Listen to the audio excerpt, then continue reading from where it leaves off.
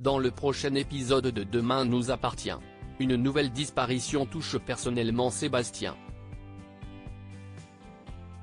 Raphaël a trouvé une structure pour les TAIG de Ryan. Lilou sort le champagne, mais c'est Sylvain qui trinque. Attention, les paragraphes qui suivent contiennent des spoilers sur l'épisode de Demain nous appartient diffusé mercredi soir sur TF1. Si vous préférez ne rien savoir, ne lisez pas la suite. Mercredi 26 juin dans Demain nous appartient. Après John, une Sétoise disparaît après avoir menti à la police pour couvrir sa mère. Jordan se retrouve également à mentir à Damien. En effet, ce dernier se demande pourquoi sa femme ne lui a rien dit au sujet de la moto que Jordan voulait acheter à John Kovacs. Audrey coupe court en déclarant qu'elle savait qu'il essayerait de la convaincre de la lui acheter alors qu'elle ne voulait pas. Une fois Damien parti, Jordan reproche à sa mère de s'enfoncer dans le mensonge. Pendant ce temps, Igor Belinski, le céramiste auquel Sébastien a récemment acheté un vase pour l'offrir à sa fille, confie que son épouse Clarisse a disparu depuis jeudi dernier. Il s'est rendu compte qu'elle n'est pas partie en week-end avec une amie comme elle le lui avait dit et s'inquiète de ne pas la voir rentrer. Il affirme à Sébastien que leur couple allait très bien et que cela ne ressemble pas à Clarisse de lui mentir ou de disparaître sans prévenir. Le procureur accompagne Igor au commissariat où Martin prend sa déposition. Toutefois, il n'a pas assez d'éléments pour ouvrir une enquête. Très inquiet, Sébastien lui demande de lui faire une faveur. Martin met donc Georges et Sarah sur le coup, alors qu'ils ont déjà beaucoup de boulot avec la disparition inquiétante de John Kovacs depuis 4 jours. Ils font quand même des recherches sur Clarisse et découvrent que son téléphone a borné pour la dernière fois près du garage de John jeudi dernier. Ils constatent qu'elle fréquentait régulièrement le garage et supposent que les deux affaires sont liées. Au Spoon, Bastien, qui a été placé en foyer, retrouve Violette. Toujours sans nouvelles de son père, l'adolescent ne peut s'empêcher de s'inquiéter. Il reçoit alors un appel de la police qui lui demande de passer au commissariat. Sur place, Martin lui montre une photo de Clarisse. Bastien a l'impression de la reconnaître comme la nouvelle copine de son père, les ayant aperçus ensemble de loin près du Little Spoon.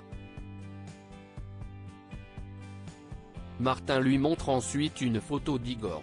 Cette fois, Bastien ne le reconnaît pas. Il est néanmoins choqué d'apprendre que son père aurait une liaison avec une femme mariée. De son côté, Damien transmet à Georges les résultats des analyses du sang retrouvé dans le garage de John le soir où Audrey a été agressée. Ceci confirme que le sang qui a été nettoyé est celui de Clarisse.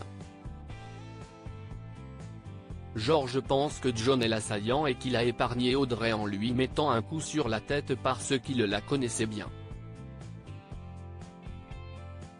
En rentrant chez lui, Damien montre à Audrey des photos de Clarisse et d'Igor afin de savoir si elle les a déjà croisés au garage de John. Audrey affirme que ce n'est pas le cas. Dès que son mari file à la douche, Audrey envoie un message à quelqu'un pour le prévenir qu'elle doit le voir d'urgence. Elle efface ensuite son message de son historique pour ne pas laisser de traces. Ryan va faire ses TIG au Mazo lycée, Jack et Lizzie attendent leur passage pour le grand oral. Même s'il prétend le contraire, la jeune fille soupçonne son frère jumeau de s'inquiéter de l'absence de Ryan. Celui-ci finit par apparaître et les salue brièvement. Après avoir passé son grand oral, Ryan va boire un verre avec Diego. Bien qu'il pense avoir réussi son épreuve, cela ne l'empêche pas de regretter sa rupture avec Jack. Comme convenu, le jeune homme se rend au cabinet de Raphaël qui a trouvé une structure pour s'aider. Alex Bertrand a accepté de le prendre avec lui au Maostréicole. Ryan y passe pour faire le point avec Alex. Faisant preuve de fermeté, ce dernier l'informe qu'il commence dès le lendemain et qu'il sera chargé de toutes les tâches ingrates. Une fois que Ryan s'éloigne, Alex appelle Karim pour le tenir au courant, avouant qu'il ne sait pas s'il pourra rester aussi intransigeant avec Ryan car celui-ci l'a beaucoup touché. Pendant ce temps, Lizzie ne supporte plus la mauvaise humeur de Jack et le lui fait savoir. Elle décide de ne plus lui adresser la parole tant qu'il n'aura pas réglé ses problèmes avec Ryan.